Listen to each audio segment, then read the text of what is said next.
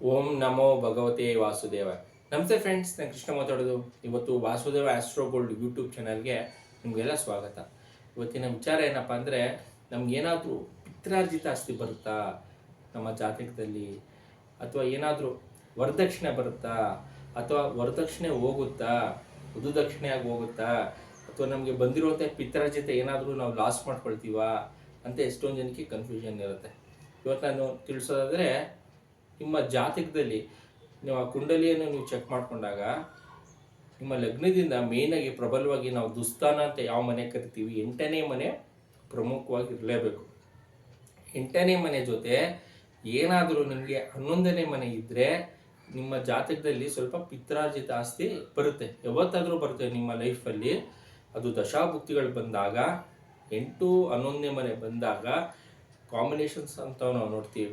ಅದು ಬಂದಾಗ ಪಿತ್ರಾರ್ಜಿತ ಆಸ್ತಿ ಖಂಡಿತ ಬಂದೇ ಬರುತ್ತೆ. ಅದು ಯಾವ ಮುಖಾಂತರ ಆದರೂ ಬರ್ಬೋದು. ಒಬ್ಬರು ನಮ್ಮ ಪೂರ್ವಜರಿಂದ ಬರಬೇಕು, ಅಥವಾ ನಮ್ಮ ತಂದೆಯಿಂದ ಬರಬೇಕು, ತುಂಬ ಹಳೇದಿದು ಬರುತ್ತಾ ಅಂತ ಎಷ್ಟೊಂದಿಗೆ ಕನ್ಫ್ಯೂಷನ್ ಇರುತ್ತೆ. ಕೋರ್ಟಲ್ಲಿದೆ ಬರುತ್ತಾ ಅಂತ. ಕಾಂಬಿನೇಷನ್ಸಲ್ಲಿ ಏನಾದರೂ 8ನೇ ಮನೆ 11ನೇ ಮನೆ ಇದ್ದರೆ ಪಿತ್ರಾರ್ಜಿತ ಆಸ್ತಿ ಬರುತ್ತಂತೂ ಖಂಡಿತ. ಇದ್ರ ಜೊತೆಗೆ ಎಷ್ಟೊಂದು ಜನ ವರದಕ್ಷಿಣೆ ವರದಕ್ಷಿಣೆ ಬರುವಂಥ ಕಾಂಬಿನೇಷನ್ಸ್ ಇದೆಯಾ ಅಂತ ನೋಡ್ತಾರೆ. ನೋಡಿ, ಇದು ಆ್ಯಕ್ಚುಲಿ ಇನ್ನು ಸ್ವಲ್ಪ ದಿವಸಗಳಿಗೆ ಇವೆಲ್ಲ ಬ್ಯಾನ್ ಆಗುತ್ತೆ. ವರದಕ್ಷಿಣೆ ಅವೆಲ್ಲ ಇರಲ್ಲ ಕಾಂಬಿನೇಷನ್ಸಲ್ಲಿ. ಹೋಗ್ಲಿ, ನಮ್ಮ ಸಮಾಜದಲ್ಲಿ ಈ ಈ ವರದಕ್ಷಿಣೆ ಅಂತಿರುತ್ತೆ ಅವೆಲ್ಲ ಇನ್ನು ಮುಂದಕ್ಕೆ ಇರಲ್ಲ, ಸ್ಟಾಪ್ ಆಗಿಬಿಡುತ್ತೆ. ಯಾವುದೇ ಕಾರಣಕ್ಕೂ ವರದಕ್ಷಿಣೆನೂ ಇರಲ್ಲ, ವಧುದಕ್ಷಿಣೆನೂ ಇರಲ್ಲ. ಇಬ್ಬರು ಕೆಲಸದಲ್ಲಿ ಇದ್ದಾರಾ ಅನ್ನೋದು ಫೈನಲ್ ಆಗುತ್ತೆ. ಇನ್ನು ಸ್ವಲ್ಪ ದಿವಸ ಆದಮೇಲೆ ಇಬ್ಬರು ಕೆಲಸದಲ್ಲಿದ್ದಾರಾ, ಮದುವೆ ಮಾಡಿ ಇಬ್ಬರು ಯಾರು ಕೆಲಸದಲ್ಲಿಲ್ಲ ಕೆಲಸಕ್ಕೆ ಸೇರ್ಕೊಳ್ಳಿ ಅಂತ ಶೋಧನೆ ಆಗುವಂಥದ್ದು ಮುಂದಿನ ದಿವಸಗಳಲ್ಲಿ ಬರುವಂಥದ್ದು. ಆ ರೀತಿ ಇಬ್ಬರು ಕೆಲಸದಲ್ಲಿರಬೇಕು.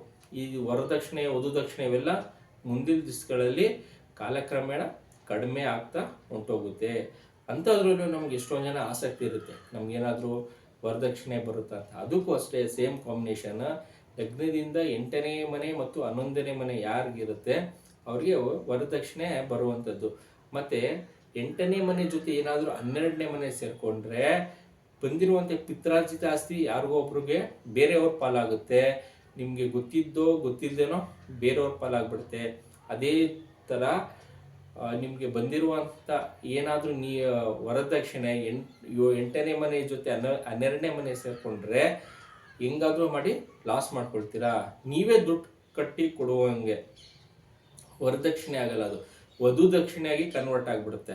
8 11 ಇದ್ದರೆ ವರದಕ್ಷಿಣೆ ಆಗುತ್ತೆ ಕಾಂಬಿನೇಷನ್ಸಲ್ಲಿ. ಅದೇ 8ನೇ ಮನೆ ಜೊತೆ ಏನಾದ್ರು 12ನೇ ಮನೆ ಇದ್ದರೆ ವಧುದಕ್ಷಿಣೆ ಆಗಿಬಿಡುತ್ತೆ. ನೀವೇ ದುಡ್ಡು ಕೊಟ್ಟು ಮದುವೆ ಮಾಡ್ಕೊಳ್ಳೋಂಗೆ. ಈ ರೀತಿ ಕಾಂಬಿನೇಷನ್ಸು ನೋಡ್ಕೊಳ್ಬೋದು. ಹಿಂಗಿರುತ್ತೆ ನಮ್ಮ ಕಾಂಬಿನೇಷನ್ಸು. ಇದು ಹುಡುಗನಲ್ಲಿ ಏನಾದರೂ 8 11 ಇದ್ದರೆ ಹೆಂಡತಿ ಮನೆಯಿಂದ ಬರುತ್ತೆ. ಹುಡುಗನ ಕಾಂಬಿನೇಷನ್ಸಲ್ಲಿ 8 12 ಇದ್ದರೆ ಹೆಂಡತಿ ಮನೆಯವ್ರಿಗೆ ದುಡ್ಡು ಹೋಗುವಂಥದ್ದು. Same repeat. ಹುಡುಗಿ ಜಾತಕದಲ್ಲಿ ಕಾಂಬಿನೇಷನ್ಸ್ ಏನಾದರೂ 8 11 ಇದ್ದರೆ ಅವ್ರಿಗೆ ದುಡ್ಡು ಬರುತ್ತೆ. ಯಾವ ಮುಖಾಂತರ ಆದರೂ ಪಿತ್ರಾರ್ಜಿತ ಆಸ್ತಿ ಇರ್ಬೋದು, ಇಲ್ಲ ಗಂಡನ ಕಡೆ ತುಂಬ ಪ್ರಾಪರ್ಟಿ ಇರ್ಬೋದು, ಅಥವಾ ಏನಾದರೂ ಹುಡುಗಿಯ ಜಾತಕದಲ್ಲಿ 8 12 ಇದ್ದರೆ ಸ್ವಲ್ಪ ದುಡ್ಡು ಲಾಸಸ್ ಆಗುತ್ತೆ. ಯಾರ ಜಾತಕದಲ್ಲಿ ಕಾಂಬಿನೇಷನ್ಸು ನೆಗೆಟಿವ್ ಆಗಿರುತ್ತೆ ಅವ್ರಿಗೆ ಯಾವಾಗಲೂ ನೆಗೆಟಿವೇ ಆಗ್ತಾ ಇರುತ್ತೆ. ಇಲ್ಲಿ ಹುಡುಗಿ ಅಂತ ನಾನು ಎಕ್ಸಾಂಪಲ್ ಕೊಟ್ಟೆ. ಕಾಂಬಿನೇಷನ್ಸಲ್ಲಿ ಯಾರಿಗೇ ಆಗಲಿ ಕಾಂಬಿನೇಷನ್ಸಲ್ಲಿ 12ನೇ ಮನೆ ವ್ಯಯಸ್ಥಾನ ಬಂತು, ಅದ್ರ ಜೊತೆ ಏನಾದರೂ 3ನೇ ಮನೆ 5ನೇ ಮನೆ 8ನೇ ಮನೆ ಮತ್ತು 12ನೇ ಮನೆ ಸೇರಿಕೊಳ್ಳುತ್ತೆ, ಲಾಸೇ ಆಗ್ತಾ ಇರುತ್ತೆ. ಅದು ಪಿತ್ರಾರ್ಜಿತ ಆಸ್ತಿ ಇರ್ಬೋದು, ವರದಕ್ಷಿಣೆ ಇರ್ಬೋದು, ಅಥವಾ ಯಾರೋ ಒಬ್ರು ದುಡ್ಡು ಕೊಟ್ಟಿದ್ರು ನನ್ನ ಅಕೌಂಟಲ್ಲಿ ಇತ್ತು, ಆ ದಶಾಭುಕ್ತಿಗಳು ಬಂದಾಗ ಕಾಂಬಿನೇಷನ್ಸ್ ಬಂದಾಗ ಲಾಸ್ ಆಗಿಬಿಡುತ್ತೆ. ಸುಮಾರು ಜನಕ್ಕೆ ಇದು ತುಂಬ ಆಸಕ್ತಿ ಇರುತ್ತೆ, ಪಿತ್ರಾರ್ಜಿತ ಆಸ್ತಿ ಬರುತ್ತಂತ. ಯಾಕಂದರೆ ಸುಮಾರು ಜನ ಕೋರ್ಟ್ ಕೇಸೆಲ್ಲ ಹಾಕೊಂಡಿರ್ತಾರೆ. ಕೋರ್ಟ್ ಅನ್ನೋದು 8ನೇ ಮನೆ ತೋರಿಸುತ್ತೆ. ಅಲ್ಲೇನಾದರೂ 12ನೇ ಮನೆ ಅಲ್ಲೂ ಆ್ಯಡಪ್ ಆದರೆ ನೀವು ವಿಪರೀತವಾಗಿ ದುಡ್ಡು ಕಟ್ತೀರ ಲಾಯರ್ ಆಫೀಸ್ಗೆ, ಲಾಯರ್ಗಳಿಗೆ ಅಥವಾ ಕೋರ್ಟ್ಗಾಗಲಿ ದುಡ್ಡಿಗೆ ಕಟ್ಟಿ ಕಟ್ಟಿ ಕಟ್ಟಿ ಬರೀ ಲಾಸೇ ಆಗ್ತಾ ಇರುತ್ತೆ. ಏನಕ್ಕೆ ನನಗೆ ಬರ್ತಾ ಇಲ್ಲ ಅಂತ ಎಷ್ಟೊಂದು ಜನಕ್ಕೆ ಗೊಂದಲವಾಗಿರುತ್ತೆ. ನಮ್ಮ ಪ್ರಾಪರ್ಟಿನೇ ನಮಗೆ ತೊಗೊಳಕ್ಕಾಗ್ತಿಲ್ವಲ್ಲ, ಏನಕ್ಕೆ ಅಂತ ಹೇಳೋದು ನೋಡೋದಾದರೆ, 11ನೇ ಮನೆ ಇಲ್ಲ ಅಂದರೆ ನೀವು ಎಷ್ಟೇ ಪ್ರಯತ್ನ ಪಟ್ಟರು ಅದು ನಿಮಗೆ ಸಿಗ್ತಿರಲ್ಲ. ಇನ್ನೊಬ್ರು ಪಾಲಾಗ್ತಾ ಇರುತ್ತೆ 12ನೇ ಮನೆ ಬಂದಾಗ. ಅದೇ 11ನೇ ಮನೆ ಆ್ಯಕ್ಟಿವೇಟ್ ಆಗಬೇಕು, ಅಥವಾ 2ನೇ ಮನೆ ಆ್ಯಕ್ಟಿವೇಟ್ ಆದಾಗ, ಅಥವಾ 7ನೇ ಮನೆ ಏನಾದರೂ ಬಂದರೆ ಸ್ವಲ್ಪ ನಿಮಗೆ ಲಾಭಸ್ಥಾನವಾಗಿ ನಿಮಗಿರುತ್ತೆ. ಲಾಭಾಂಶ ನಿಮಗೆ ಸಿಗುವಂಥದ್ದು. 12ನೇ ಮನೆ ಏನಾದರೂ ಬಂತು ಅಂದರೆ ಕಾಂಬಿನೇಷನ್ಸಲ್ಲಿ ನೀವು ಎಷ್ಟು ಎಫರ್ಟ್ ಹಾಕಿರ್ತೀರ ಎಲ್ಲ ಲಾಸು ಆಗ್ತಾ ಇರುತ್ತೆ. ಸೇಮ್ ಇದೇ ಥರ ವರದಕ್ಷಿಣೆ ಕೂಡ ಅಷ್ಟೇ. 12ನೇ ಮನೆ ಬಂದರೆ ನೀವೇ ದುಡ್ಡು ಕಟ್ಕೊಡ್ಬೇಕಾಗತ್ತೆ, ದುಡ್ಡು ಕೊಟ್ಟು ಮದುವೆ ಮಾಡ್ಕೊಳ್ಬೇಕಾಗತ್ತೆ. 11ನೇ ಮನೆ ಏನಾದರೂ ಬಂದರೆ ಅವರಿಂದ ಬರುತ್ತೆ. ಇದು ಯಾರಿಂದಾದರೂ ಬರ್ಬೋದು. 11ನೇ ಮನೆ ಜಾತಕದಲ್ಲಿ ಯಾರಿಗೆ ಇರುತ್ತೆ, 11ನೇ ಮನೆ ಯಾರಿಗೆ ಪ್ರಬಲವಾಗಿರುತ್ತೆ ಅವ್ರಿಗೆ ದುಡ್ಡು ಯಾವತ್ತಾದರೂ ಬರುತ್ತೆ, ಯಾರ ಕಡೆಯಿಂದಾದರೂ ಬರುತ್ತೆ ದುಡ್ಡು. ಅಥವಾ ಅವರು ಸ್ವಂತವಾಗಿ ಬಿಸ್ನೆಸ್ ಮಾಡಿ ಅರ್ನ್ ಮಾಡ್ತಾರೆ, ಅಥವಾ ಒಂದು ಕೆಲ್ಸಕ್ಕೆ ಹೋಗಿ ದುಡಿಯುವಂಥದ್ದು. ಜಾತಕದಲ್ಲಿ 11ನೇ ಮನೆ ಇದ್ದರೆ ಅದನ್ನು ನಾವು ಕೆಲವೊಂದು ಯುಟಿಲೈಸ್ ಎಷ್ಟೊಂದು ಜನ ಮಾಡ್ಕೊಳ್ಳಲ್ಲ. 11ನೇ ಮನೆ ಇದ್ರೂ ಅವ್ರು ಯಾವುದೇ ರೀತಿಯ ಕೆಲ್ಸಕ್ಕೆ ಹೋಗಲ್ಲ, ಸುಮ್ಮನೆ ಮನೆಯಲ್ಲಿರುವಂಥದ್ದು, ಟೈಮ್ ವೇಸ್ಟ್ ಮಾಡ್ತಿರ್ತಾರೆ ಎಷ್ಟೊಂದು ಜನ. ಲಾಭಸ್ಥಾನ 11ನೇ ಮನೆ ಇದ್ದರೆ ಅವ್ರು ಕೆಲವೊಂದು ಬಿಸ್ನೆಸ್ ಮಾಡಿದ್ರೆ ಸಕ್ಸಸ್ ಆಗಿಬಿಡುತ್ತೆ.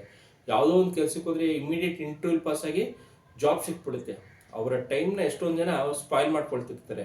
ಯಾಕಂದರೆ ಗ್ರಹಗಳು ಯಾರ ಕಡೆ ಬರೀ ದೋಷಗಳು ಕೊಡೋಕ್ಕೆ ಗ್ರಹಗಳಿರಲ್ಲ, ಉತ್ತಮವಾದ ಜೀವನ ನಡೆಸೋಕ್ಕೆ ಗ್ರಹಗಳು ಉತ್ತಮವಾದ ಜಾಗದಲ್ಲಿರುತ್ತೆ.